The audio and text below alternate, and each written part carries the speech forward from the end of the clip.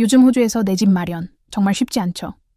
특히 젊은 세대들은 높은 금리와 집값 때문에 부모의 도움 없이는 거의 불가능하다고 해요. 그래서 교민사회에서도 우리 아이 첫 집 사줄 때 어떻게 도와주는 게 좋을까? 이런 고민 정말 많이들 하시죠. 그런데 말입니다. 자녀를 돕는 그 마음이 나중에 내 연금을 줄이거나 끊길 수도 있다는 사실. 혹시 알고 계셨나요? 오늘 영상에서는 실제 교민 가정의 사례를 통해 센터링크의 증여, 기프팅과 자산 박탈, 데프리베이션 규정을 쉽고 현실적으로 풀어드리겠습니다. 시드니에 사는 K씨 부부는 70대로 연금을 받고 계세요. 큰아들이 결혼 전까지 돈을 좀 모으라며 집에 세컨드 리빙룸을 무료로 쓰게 했어요.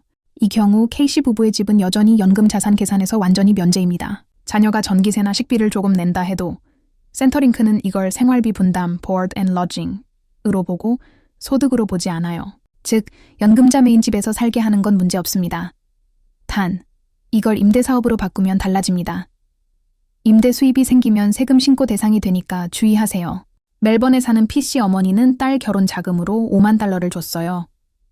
또 아들이 첫집 살 때 계약금 디포짓 $100,000를 지원했죠. 그런데 이게 바로 증여, 기프트로 간주됩니다. 센터링크는 한 해 $10,000, 5년간 $30,000까지만 인정해요. 이 한도를 넘는 돈은 박탈자산, deprived asset으로 계산돼요. 즉, 5년 동안은 그 돈을 아직 갖고 있는 걸로 보고 그 돈이 이자를 버는 것처럼 계산 디밍하는 겁니다. 결국 P씨 어머니의 연금이 줄어들거나 심하면 연금 수급이 중단될 수도 있는 거예요. 만약 자녀에게 줄 돈이 있다면 연금 수급 최소 5년 전에 미리 증여하면 불이익이 없습니다. 증여는 간단하지만 한 번 주면 돌려받을 수 없다는 점이 문제입니다. 특히 자녀가 결혼 후 이혼이라도 하게 되면 그 돈의 절반이 전 배우자에게 넘어갈 수도 있습니다. 이런 위험을 피하기 위해 많은 부모들이 자녀에게 돈을 대출 형식으로 지원합니다. 이제 좀 더 현명한 방법을 찾아볼까요? 애초에 돈을 그냥 주는 게 아니라 빌려주는 형태로 계약서를 쓰는 거예요. 브리즈번 C씨 부부는 아들에게 $200,000를 빌려주며 이자 없는 대출 계약서, Loan Agreement를 작성했습니다. 센터링크는 이런 대출을 금융투자로 간주합니다. 즉, 자산 테스트에는 들어가지만 증여로 취급되진 않아요. 또한 이자 수입이 없어도 센터링크는 그 돈이 마치 이자를 버는 것처럼 추정 수입, deemed income으로 계산합니다. 그래도 증여보다는 훨씬 안전한 방식이에요. 단, 구두 약속은 인정되지 않아요. 반드시 서면 계약서로 남겨야 하고 필요하다면 회계사나 변호사의 확인을 받는 게 좋습니다.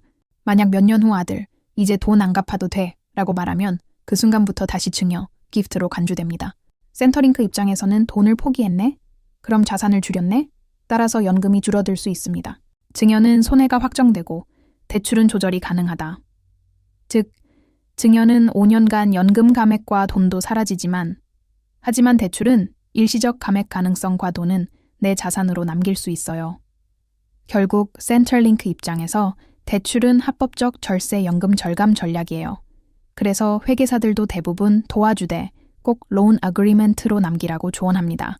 마지막으로 자녀가 은행 대출을 받을 때 보증인으로 서는 경우. 이건 대부분의 교민 부모님이 한 번쯤 고민하셨을 거예요. 보증은 돈을 주는 게 아니기 때문에 처음에는 증여로 보지 않습니다. 하지만 문제는 자녀가 대출을 못 갚게 될 때입니다. 예를 들어 아들이 $500,000 대출을 못 갚아서 부모가 대신 갚게 된다면 그 순간부터 그 돈은 센터링크에서 증여로 간주됩니다. 단, 부모가 나중에 법적으로 자녀에게 갚으라고 요구하면 그건 채권으로 계산돼 연금에는 덜 불리합니다. 하지만 그냥 포기하면 그건 증여로 보고 5년간 자산에 다시 더해 계산합니다. 정리하면 첫째, 집에 살게 하는 건 괜찮습니다. 둘째, 돈 주는 건 증여로 조심해야 합니다. 셋째, 빌려주는 건 서류로 남기는 것이 안전합니다. 넷째, 보증은 위험할 수 있습니다. 핵심은 센터링크는 5년 동안 당신이 준 돈을 기억한다는 겁니다.